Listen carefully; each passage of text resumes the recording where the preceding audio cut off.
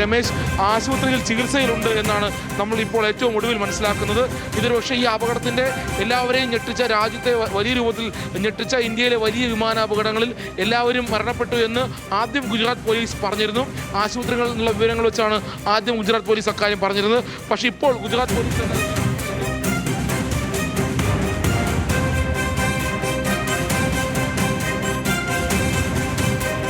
തീർച്ചയായും ശ്രീജിത്ത്, വളരെ പ്രധാനപ്പെട്ട വാർത്ത തന്നെയാണ് പുറത്തു വരുന്നത്. അത്ഭുതകരമായ രക്ഷപ്പെടൽ എന്ന് തന്നെ പറയണം. ആ വിമാനത്തിൽ നിന്ന് എമർജൻസി എക്സിറ്റ് വഴി അദ്ദേഹം രക്ഷപ്പെട്ടു എന്നാണ് ഇപ്പോൾ ലഭിക്കുന്ന വിവരങ്ങൾ. രമേശ് എന്ന് പറയുന്ന ആൾ ആ വിമാനാപകടത്തിൽ ആ സഞ്ചാരികളിൽ ഒരേ ഒരാളാണ് ജീവനോടെ അവശേഷിക്കുന്നത്. അദ്ദേഹമാണ് എമർജൻസി എക്സിറ്റ് വഴിയാണ് അദ്ദേഹം രക്ഷപ്പെട്ടിരിക്കുന്നത്. അത്ഭുതമെന്നേ പറയേണ്ടൂ. അങ്ങനെ അതിനിടയിൽ നിന്നും ഒരാൾ രക്ഷപ്പെടുക എന്ന് പറഞ്ഞാൽ നമ്മൾ ആ തീഗോളമായി വിമാനം പതിക്കുന്നത് കണ്ടതാണ്.